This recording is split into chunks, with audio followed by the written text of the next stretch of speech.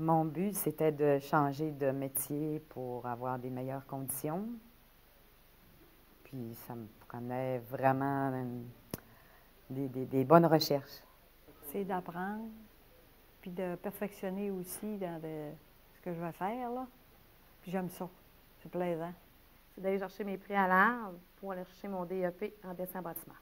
Mon but, c'est d'aller chercher le plus possible de l'académique à l'école, puis d'avoir un semi-spécialisé pour aller travailler avec les personnes âgées, les aider, puis aller donner mon petit rayon de soleil. Aller chercher mes préalables pour faire mon DEP en infirmière auxiliaire. Mon but, c'est d'avoir mon diplôme d'études secondaires, puis ensuite avoir un emploi stable puis que j'aime. Mon objectif de formation, c'est d'enfin avoir mon secondaire 5, puis de pouvoir aussi réussir à changer ma situation professionnelle. J'ai suivi le cours en CSIS pour me remettre sur le marché du travail, puis pour pas être tout seul pour me chercher de l'emploi, puis avoir les meilleurs outils pour faire la recherche d'emploi. En fait, j'avais quelques connaissances en anglais, mais je voulais le raffiner un peu plus. Maintenant, à la retraite, je fais un peu plus de voyages. Je suis appelé à aller dans certaines circonstances et à utiliser l'anglais.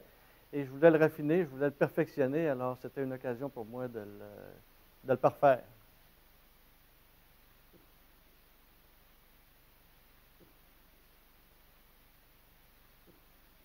« 17 ans.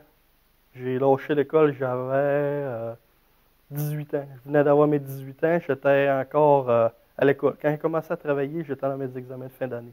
Ça m'a pris quasiment un bon 4-5 ans avant que je me décide de retourner aux études. 13 ans. J'ai fini l'université au Mexique l'année 98. Un vrai retour à l'école, c'est 3 ans, parce que je suis déjà venu des années précédentes avant, mais je n'étais pas motivé, puis je n'étais pas décidé bien. Ça m'a pris un an, parce que ça ne m'intéressait plus de retourner à l'école. J'étais allée déjà, là, 6 ans au collège. Puis tout ce que j'avais appris, je m'en suis pas servi, à fin de compte. J'avais des beaux dossiers, mais j'avais pas vraiment cherché dans ce que c'est que j'avais.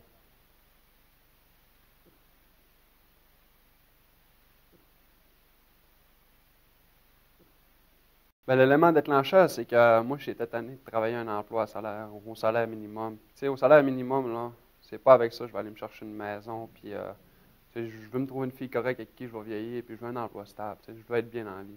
Avant, j'étais signaleuse de chantier routier, puis là, j'étais fatiguée de faire ce métier-là parce que ça demande beaucoup, puis les températures, tout ça, là, j'étais rendue comme fatiguée. J'ai dit, je vais faire des efforts cet hiver pour me trouver d'autres choses, ça, c'est certain.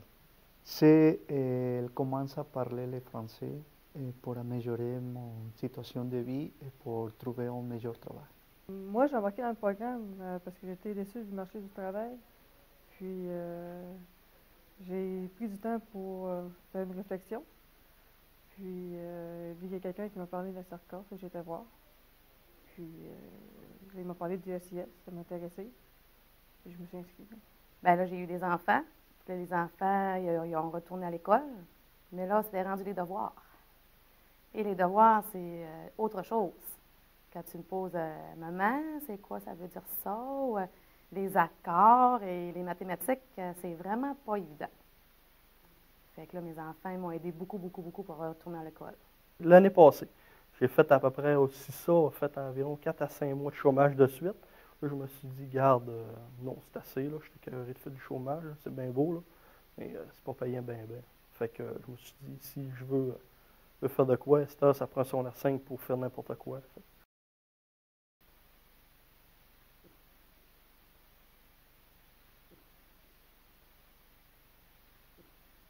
Mes professeurs m'ont aidée, là, parce qu'ils m'ont dit que j'avais un beau bagage, là, puis je m'en servais pas.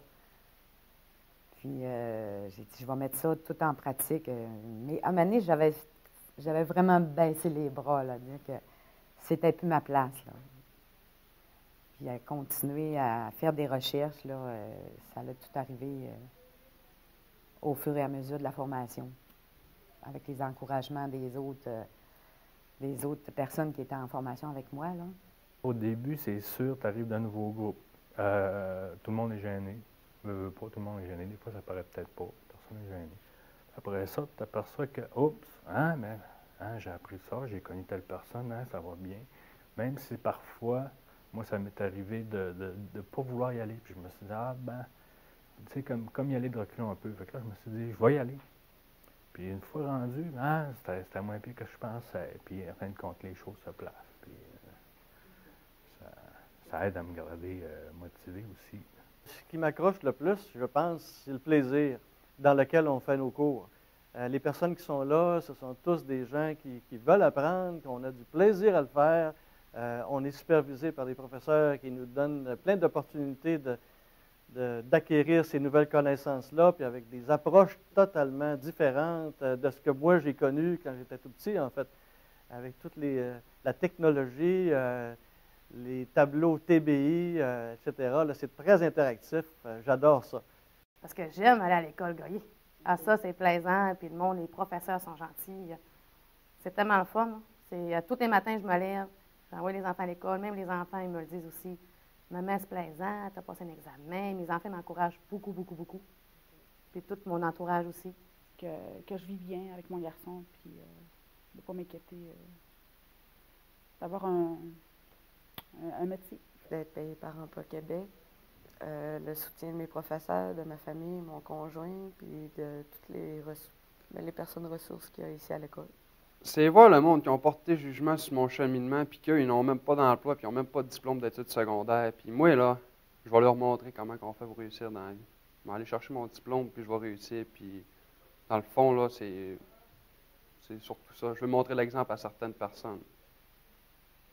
Puis pour moi. Mais c'est avoir un meilleur statut social pour moi, puis pour ma famille aussi, pour qu'on puisse se gâter aussi, là, avec un meilleur emploi, me sentir valorisé dans un meilleur emploi.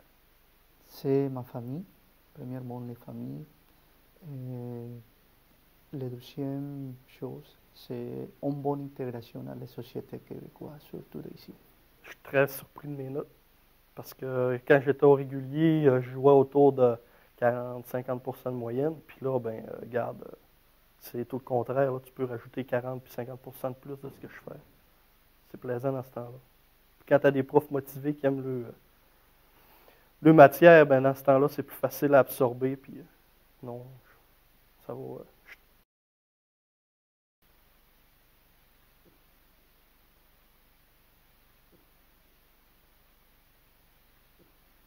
Quand j'arrivais, je ne parlais pas français. Et l'autre difficulté, c'est que quand j'ai commencé à parler un petit peu français, c'est très difficile l'accent de la région et les expressions aussi. Apprendre les expressions, c'est très difficile ici. C'est la gêne. Avant, j'étais quelqu'un qui s'exprimait très peu. Trop gêné de parler tout simplement. Puis déjà, j'ai avancé beaucoup là-dedans. Là. Je me suis amélioré, je me suis aperçu de ça, que je pouvais m'exprimer dans un groupe quelconque. Puis avant, c'était moi dans le coin qui parlait pas. Puis là, déjà, j'ai passé par-dessus cette gêne-là. Moi, ma plus grande difficulté, c'est la confiance en moi. D'avoir beaucoup d'idées, j'ai beaucoup d'idées, mais de me faire confiance, de dire que je suis capable d'écrire, puis de me faire confiance. Moi, ça faisait un certain temps que j'étais en réflexion chez moi. Donc, je dirais que ce serait de reprendre une routine, puis ça a été ma plus grande difficulté. Changer mon cercle d'amis, choisir mon bon monde avec moi. Faire mon français. Oui, il me reste seulement la moitié de mon livre, puis j'ai fini. Je vais avoir atteint mon plus gros objectif. Ah, ça a été de trouver mes qualités, puis de passer des entrevues. Ça, j'avais un blocage, là, mais à fin de compte, à force de pratiquer, puis d'avoir de l'encouragement, là, je me sens plus à l'aise. C'est être avec d'autres personnes que je connais pas. Tu sais, savoir si j'allais être correct ou pas, tu sais, s'ils allaient m'accepter. Mais j'ai trouvé que c'était correct. Le français, mes fautes. J'étais une machine à fautes. Je ne savais pas à quoi servait une virgule, un point. J'en mettais quand ça me tentait. Puis avec beaucoup de travail et beaucoup d'efforts, je suis rendu quasiment, comme on dirait, un autocorrecteur. Je suis capable de me corriger, capable de corriger le monde, ce que je ne faisais pas avant. J'en ai pas. J'ai pas de difficulté. J'apprends à mon rythme. Puis, si, mettons, j'ai de la misère avec quelque chose, j'ai aucun problème avec ça. Je vais voir les professeurs, puis je n'ai pas de difficulté. J'ai beaucoup d'aide. Fait qu'il n'y a rien d'épeurant de recommencer à l'école. C'est très, très, très.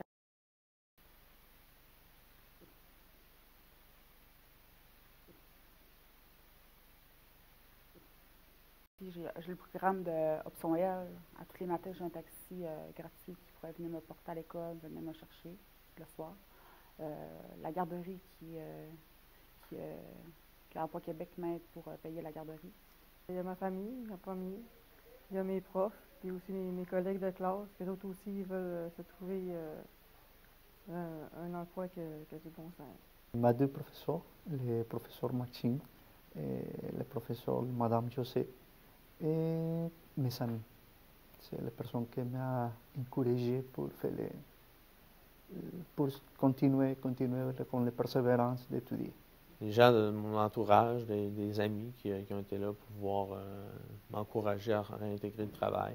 Il y a le CLSC, là, qui est un organisme qui est là vraiment là, pour nous soutenir au maximum. C'est vraiment une bonne équipe. Ouais, Jérôme aussi, qui est là depuis le début, là, qui m'a donné un bon coup de main là, à pouvoir apprendre davantage, là, à me débrouiller, là, à avoir aussi à agrandir mon livre de connaissances. Mon père, ben, c'est ceux qui m'aiment, là, mes profs, mon école, mon cercle d'amis. Mes parents, surtout mon père, mon conjoint quand je suis démotivée. Puis mes professeurs qui me félicitent souvent d'être assidu, de poursuivre, de jamais lâcher, de toujours être patiente, souriante. Mon épouse, mes deux filles, j'ai une compétition cette heure avec ma plus vieille pour les notes, fait que ça la motive aussi. Après ça, mes deux frères, mes profs, puis les nouveaux amis que je me suis fait en venant à l'école. Ah, c'est mes professeurs, Marie-Josée puis Joël. Ils sont formidables. C'est sûr que mon chum est en arrière de moi aussi. Il voulait que je m'améliore dans mes conditions là, de travail. Ça fait que j'ai eu un bon encouragement. Il y a mes parents, il y a mes frères. Puis je suis allée voir aussi Julie. C'est Cerca. Puis je suis allée la rencontrer, puis elle m'a aidé beaucoup, puis elle m'encourage aussi. Puis elle me l'a dit, s'il y a quelque chose, Claudine, appelle-moi, puis on va se rencontrer. Elle me lâche pas, là. Elle est très encourageante. Ça t'a aidé dans quoi? Dans mes domaines. Quel domaine que je veux m'en aller. Elle m'a tout montré quoi qu'il me fallait faire, dans quel métier j'aimerais le plus aller. Elle m'a tout sorti les métiers que j'aimerais. Et je suis allée voir ça. Oui, plusieurs fois. J'ai rencontré plusieurs fois Julie. À un moment donné, j'ai dit, Julie, tu vas être tannée de me voir, certain. Non, pas tout.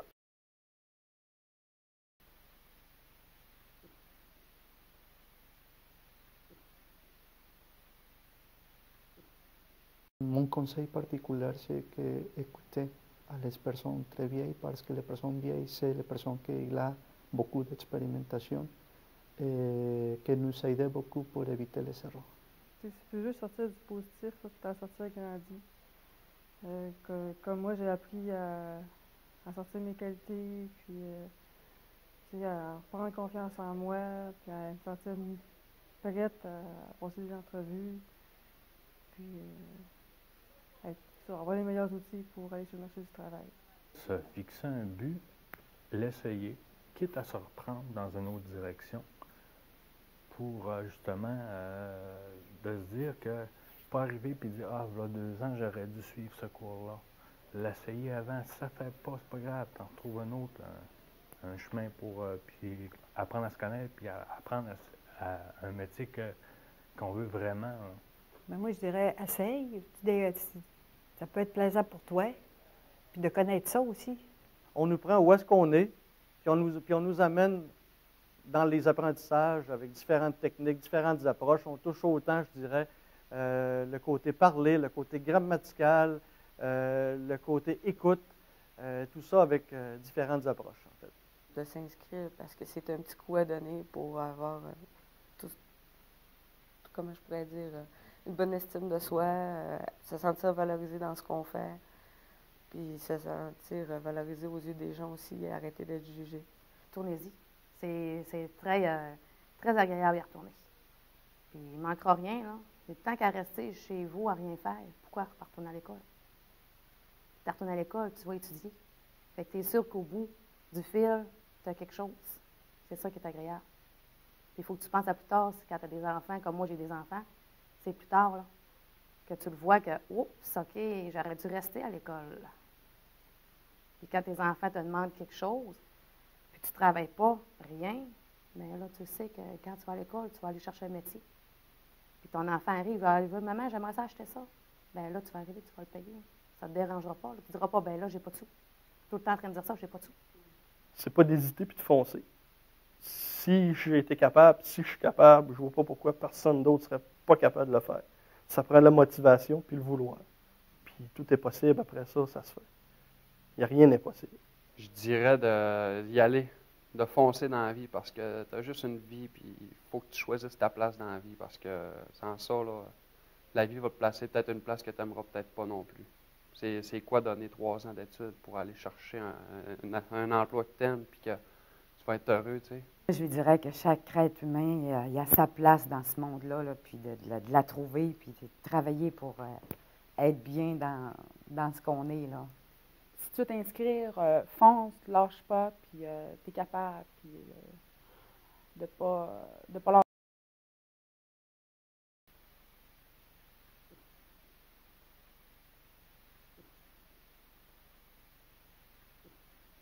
Je suis plus fier aujourd'hui, c'est d'avoir pu intégrer le travail, de pouvoir sortir de l'isolement, ce qui a été vraiment bénéfique pour moi, de pouvoir gravir les échelons chez Coder jusqu'à présent.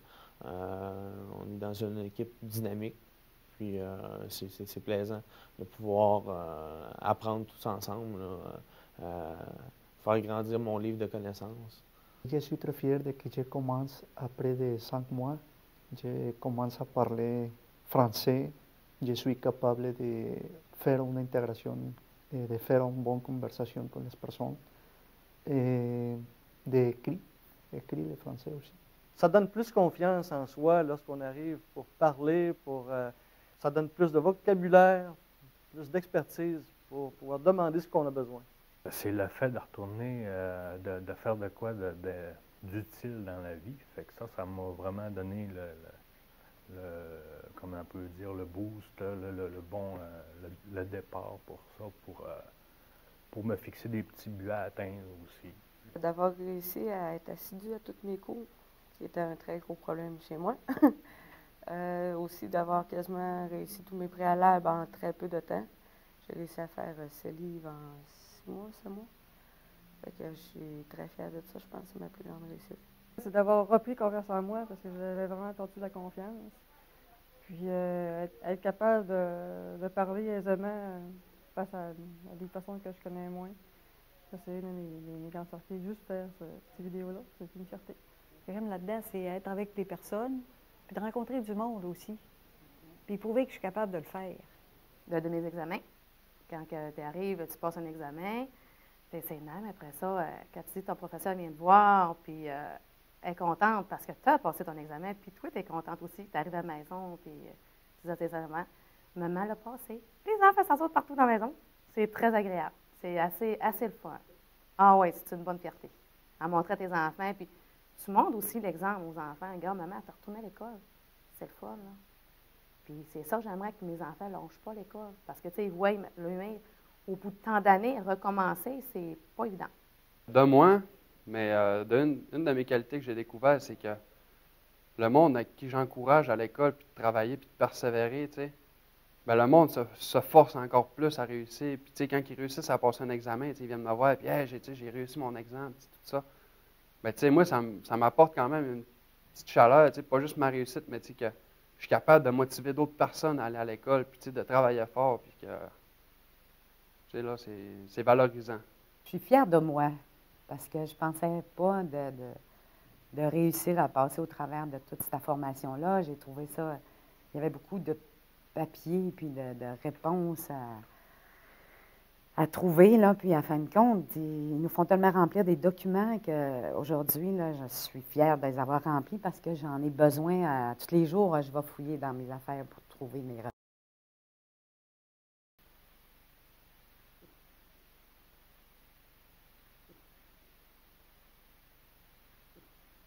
Je trouve ça important. Puis dans ce temps-là, quand on apprend, tu peux aider les autres qui apprennent également. Puis, je trouve moi, ça m'apporte beaucoup. Je pense qu'il n'y a rien de plus vrai. À chaque jour, on apprend, que ce soit d'un enfant, d'un professeur, des gens qui nous entourent. Il y a toujours quelque chose à découvrir. Puis on va apprendre jusqu'à la fin de notre vie. Mais si on n'apprendrait pas, là, on ne ferait rien. On serait capable de rien faire. C'est vrai. On se couche tout le temps, tous les jours un petit peu plus intelligent. On n'a pas fini d'apprendre, j'en apprends encore, puis je suis sûr que d'ici ma mort, je vais en apprendre encore autant que j'en ai là. Tu apprends tout le temps. Un jour, il t'arrive des choses là, que tu ne penses pas que ça peut t'arriver à toi, là, les belles choses de la vie. Là, je pensais vraiment pas là, que c'était fait pour moi, mais avec la formation, là, j'ai vu que j'ai tellement pris confiance en moi là, que il n'y a rien d'impossible. En fait, il y a des études qui confirment que quelqu'un qui va apprendre une nouvelle langue, qui va continuer à étudier, à apprendre, il va être en meilleure santé que quiconque. Moi, je crois à cette affirmation-là. Alors, pour moi, c'est un incontournable, les apprentissages. Même à notre âge, je pense qu'on apprend tout le temps de notre vie. J'en suis une preuve vivante. Je ne pense pas que j'ai acquis toutes les connaissances et Dieu merci, j'ai des possibilités de le faire avec le PFE actuellement.